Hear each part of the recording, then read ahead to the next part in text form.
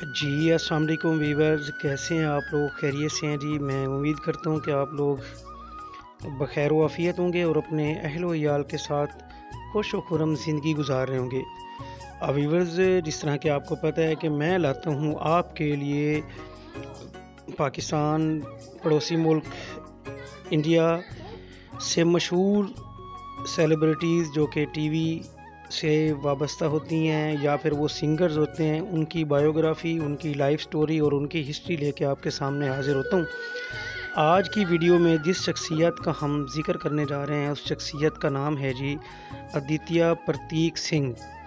ये उनका असल नाम है, जबकि शोबिज़ में वो बादशाह के नाम से जाने-पहचाने जाते हैं। बादशाह 19 नवंबर 1984 को नई दिल्ली, इंडिया में पैदा हुए। बादशाह की अगर बात की जाए तो वो इंडियन रैपर हैं, साथ में वो सिंगर भी हैं, सॉन्ग राइटर भी हैं, म्यूज़िक प्रोड्यूसर भी हैं और साथ में टेलीविज़न पे मशहूर होने वाली शख्सियत भी हैं।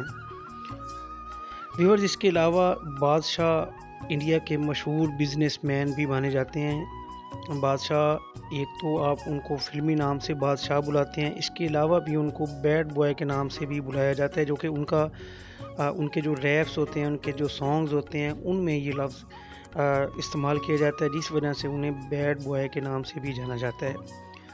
हाँ, वीवर्स, बादशाह की जो फ़िल्मी करियर का स्टार्ट है, अगर बात की जाए तो वो टीवी शोज़ से उन्होंने स्टार्ट लिया, जहाँ पे वो ख़ुद भी म्यूज़िक गाते रहे, गाने और इस तरह की चीज़ें, और उसके बाद फिर उन्हीं में बतौर जज भी प्रोग्राम्स में रहे। तो ये बहुत बड़ी एक अचीवमेंट थी उनके लिए। जिन मशहूर टीवी शोज़ में उन्होंने काम किया, उनमें MTV hostel, Indian got talent, Indian ideal, दिल है हिंदुस्तानी, ये 4 बड़े प्रोग्राम थे जो कि इंडिया में बहुत ज़्यादा मकबूल हैं। ना सिर्फ ये इंडिया में मकबूल हैं, बल्कि उतने ही मकबूल ये पाकिस्तान में भी हैं। तो इनमें बाकायदा उन्होंने अपनी परफॉर्मेंस से स्टार्ट किया और उसके बाद इन्हीं प्रोग्राम्स में वो बतौर जज भी बैठे रहे। तो ये बहुत बड़ी आपके कोई टैलेंट जो होता है, अगर वो आप उस एक प्लेटफॉर्म पे सीख रहे होते हैं, बतौर वहाँ पे स्टूडेंट जाते हैं और फिर वहीं पे आप उस्ताद बन के रहते हैं, तो फिर ये बहुत ही कम लोग ऐसे होते हैं कि जिनको इस तरह के मौके मिलते हैं, और उनका जो टैलेंट होता है वो इस बात का सबूत होता है कि वो वहीं पे अपनी जहाँ पे वो सीखते हैं, जहाँ पे वो पढ़ते हैं, फिर उसी जगह पे बतौर उस्ताद भी होते हैं।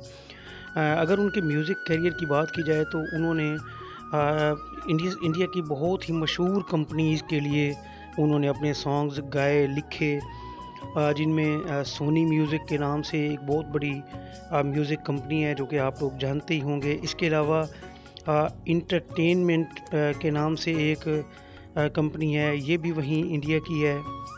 इसमें भी उन्होंने बहुत ज़्यादा सॉन्ग्स और अपनी परफॉर्मेंस दी। इसके अलावा यूनिवर्सल म्यूज़िक ग्रुप, एक इंडिया का बहुत बड़ा म्यूज़िक ग्रुप है, उसमें भी इन्होंने बहुत ज़्यादा परफॉर्मेंस दी। अगर बात की जाए तो उनकी जो पहली जो परफॉर्मेंस थी, वो सैटरडे सैटरडे के नाम से एक सॉन्ग था, जो 2012 में एक फ़िल्म आई थी, शर्मा की दुल्हनिया। तो उसमें उनका पहला ये सॉन्ग था जिससे उन्होंने आगाज़ किया था।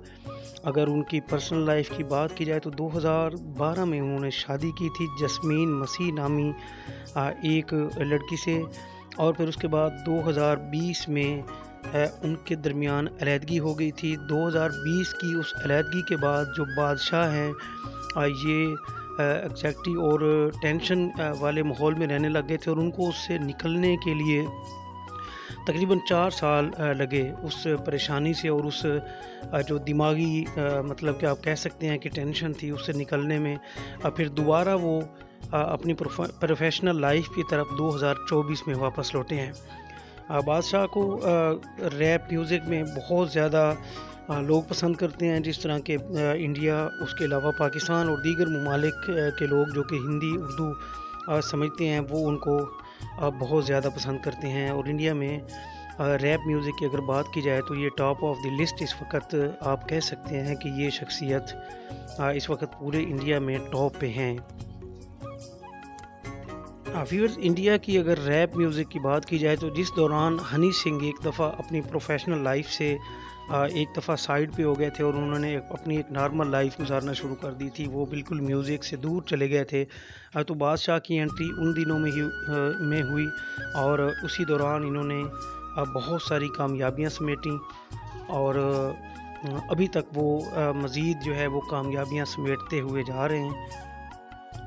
उम्र की अगर बात की जाए तो 39 साल उनकी इस वक़्त उम्र है और अभी मज़ीद उनका करियर पड़ा हुआ है। तो मज़ीद वो अपने करियर में ज़ाहिर-सी बात है बहुत सारी कामयाबियाँ मज़ीद समेटेंगे।